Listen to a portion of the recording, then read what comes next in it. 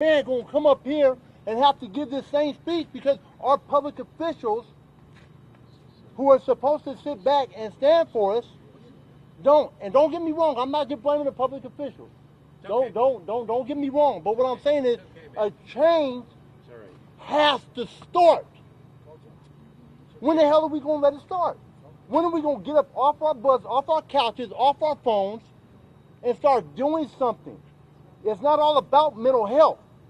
People sitting in that county jail, everybody in there ain't crazy. They know damn well what they did. Right. They have to be held accountable for their actions. The same way every last one of us have to be held accountable for our actions. If I hit somebody in the mouth, you're not going to arrest him. You're not going to sit back and say, oh, well, Mr. Henderson must have had mental issues. No. You're going to book me, and I'm going to have to pay the piper. I can't blame it on everything else. So when is every man, woman, and child out here going to stand up on their own two, take accountability for what they're doing, and change our city? Like the man said, we've made national headlines. Great. For what? For putting 6 people in the ground and having 16 more others sitting in the hospital fighting for their life? Unacceptable. I'm just one man. That's all I am. I'm one dude. But my truth will reach the ears of thousands. And this is what we have to change. We can't come up in here anymore and have vigils and sit back and say it's not going to happen again. We got to change things. When the hell are we going to start? How many of you out there, by a raise of hands, are willing to start tonight? And that means, and what that means, cameras, get these people that are holding up their hands. Let our city, let the nation see who's going to start this change. Because I'll be the first one to raise my hand right now. This change has to be made. Because if it's not made, I could be the next one dead. You could be the next one dead. She could be the next one dead. And then we're up here giving the same speech again. And that starts with telling our youth that it's okay if you're not accepted. There are people that will accept you. It's okay that you come from an impoverished neighborhood. There are a lot of people that get up out of those neighborhoods. My cousin was one of them. He was a father. He was a husband. He was a great man. And he had his life taken from him, shot in the back. Say that. Twice. Unacceptable. Twice. Unacceptable. The change has to be made. And if you want to know who's going to make the change, when you go home, look in the damn mirror. Thank you. Thank you, brother. Yes, thank you. Raw emotions. Raw truth. But see, we're not here to have a moment where we're comfortable. This is not why we're here. If you are not uncomfortable with what is going on right now, if you're desensitized on what's going on right now, you're in the wrong place. I'm not only challenging my public officials, law enforcement, I'm challenging the people. People with the cameras, people with the candles. What are you going to do tomorrow to make change? Why are we here again? Or better yet, why weren't you there when a 17-year-old was killed on Stockton Boulevard? Why weren't you there when a 9-year-old was killed in CV Circle? Where were you at when 2 died in Old Sacramento? Understand what we're saying. I don't care if it's 1, 2, 3, 4, 5 people dead. A 9-year-old, an 18-year-old, a 30-year-old, a 40-year-old. We should all have the same response when it comes to gun violence in our community. This is not one problem that we can fix and blame it on one entity. This is not law enforcement's issue. This is not the public officials that we elect's issue. This is an issue with us as a community. And where we stand moving forward today, in this moment, will tell us what this city is going to look like. Care for each other. Not only care for each other, support each other. And let's not just support each other in tragedy. In this moment, where it feels good. My frustration and my anger is after the protest of George Floyd in 2020, when it felt like the nation was going in the right direction, we're right back here in 2022 like nothing has ever changed. Like we did not witness all of the protest, all of the frustration, all of the tears and the anger and the voices of the voiceless. We pretended that just never happened, and here we are again, fighting a constant issue that communities are poverty-stricken, communities that lack resources deal with every day, which is gun violence that is now plaguing our safe streets. So how do we move forward? Too late for that. What do we say to our young people? What do we say to the shooters before they shoot? Who do we call for the calm? I say we call for ourselves. I say we call the people. I say we look at ourselves and we figure out ways for us to unify. This is a time to do what, family? I said this is a time to do what, family? I said this is a time to do what, family? I need more passion than that. I said this is a time to do what, family? Okay, that's a little bit better. All right, got a little bit more energy on that one. If it's not in your heart, if it's not in your soul, if you're not passionate, or you're looking for a purpose, this is now the time to no longer worry about petty beefs, politics as usual, because I may disagree with the mayor doing this or a city council member doing that, and picking out the appropriate time when we must challenge law enforcement.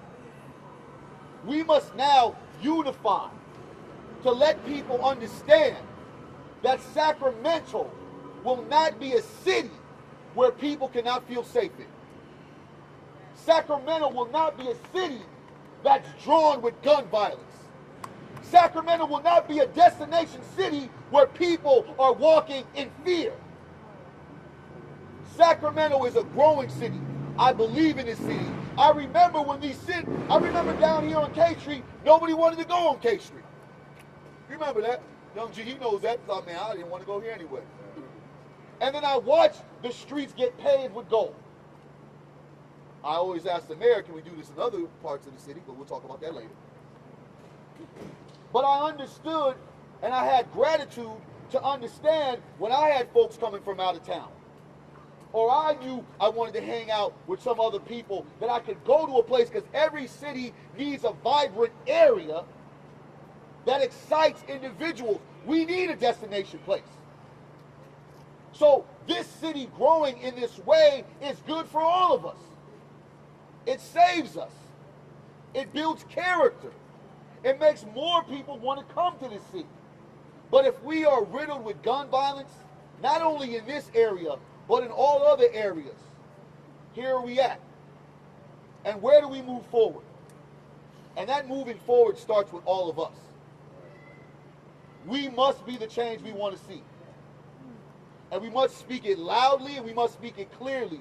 And we cannot allow today to be the last day we have this conversation, or be the last day we all show up. We have to make this a continuum.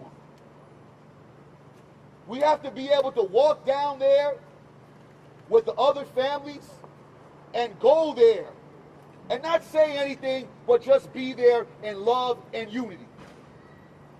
So when we're done, let's walk down there and just be with community. Be with the pain. Be with the uncomfortable. The comfort in us is no longer there. Every city that we see in the nation has been riddled with gun violence. We cannot allow our city to be that one. Right. Keep going. Okay, Keep going. So I hope that this is just not a moment that we're in, because it seems that we've been in too many moments in our city. This is not a reflection of our city, but unfortunately, this is our city right now. And we must put the pressure on law enforcement to make sure they're getting the illegal guns off our streets. We must make sure our public officials put more investment in not only community organizations and youth organizations, but other communities that are impoverished, that are not getting the opportunities, that are not getting the access. This is the time that we make sure we don't look at it on a note. We make sure this is what you said at this moment, and we want that done today. And we have it with our public officials that you guys are going to honor, putting more support in all the investments that we see fit to move forward to. Yes? Yes, sir. You guys heard that? Yes, sir. Did we hear what? Yes, sir. More money for young people, more money to fight gun violence. Yes. More money for the community.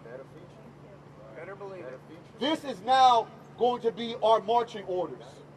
Hold everyone accountable.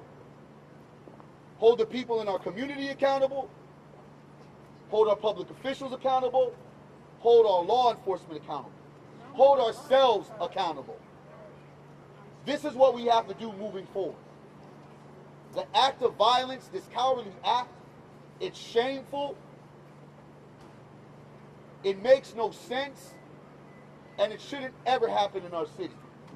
And I hope we're never here again in this moment in our city. Let's take space with each other. Let's learn and let's build. Let's talk to each other. Let's get familiar with each other today. Let's just not move and walk away, because this moment is not about a moment for us to just yell and be angry. This is a moment for us to start healing, speaking truth, and finding solutions to the problems and the issues that we face. Gun violence will affect everyone here one day. Today, it's those 6 people. Tomorrow, it can be you. I ask you today, what are you going to do to make sure tomorrow is better? I leave you with that, my family. For everyone, can we get, because I want to make sure the cameras see this. Can we get everybody with candles up here, please? Don't be afraid. Or we'll come over to you guys. Which one? Come on. Okay, you want to read a poem? Hold on, we got a poem which you want to read. Go I ahead. would love to read this poem for the families. She asked me to kill the spider. Instead, I got the most peaceful weapons I can find. I take a cup and a napkin. I catch the spider, put it outside, and allow it to walk away. If I am ever caught in the wrong place, at the wrong time, just being alive and not bothering anyone, I hope that I am greeted with the same kind of mercy. And that's given to us by Rudy Francisco. Mercy. Let us not seek vengeance heavy upon our heart, because peace is a verb. Peace is a doing thing. That's what we have to do. Find mercy for ourselves and others. Peace is a verb. Thank you. Just want to reiterate one of the council members that just told me, and I think this is a moment where we have to really look at it as we're angry and folks are frustrated at this situation that's happening. We have to be very clear that even though there are shooters that are still out on the streets, that those shooters have a family, and those families don't deserve any kind of retaliation. Yes. If anything, we need to love on those family members at this particular time. Thank you. We don't need revenge. Thank you. We don't need an eye for an eye. An eye for an eye is probably what got us here. And as much as it pains, I know other family members who are dealing with the grief as of right now, we don't need that kind of destruction in our city. We've seen it too much. We've seen retaliation, and all it adds up is to casket and caskets. Right. More funeral arrangements. So even in a time of grief, we must have compassion. for those that committed these heinous acts.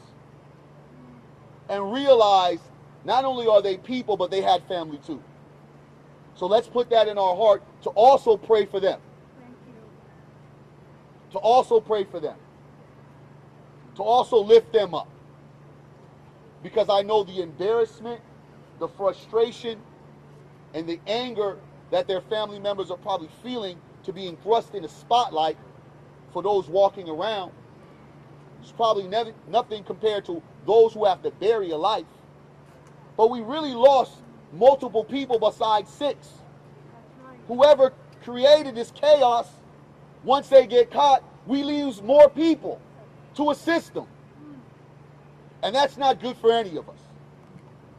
So let's walk in love. Let's walk in Sacramento pride. I'm not born from Sacramento, but I feel I am Sacramento. And let's learn our neighbors. Let's not be afraid of our neighbors. Let's not be afraid of being different. Let's not be afraid of having conversation. When this brother got up here, I'm sure someone in the back was like, what is he going to say? But I say, let him say it. Because we need real, raw emotions to change what we are too comfortable looking at every day when it comes to this city. A city of diversity will prove it in your investments.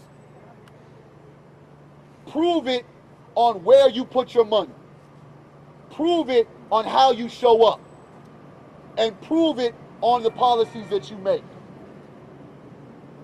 We are the change people, and we are Sacramento. And we will stay Sacramento strong even in this tragic moment. Because it is just a moment. Thank you. Thank you.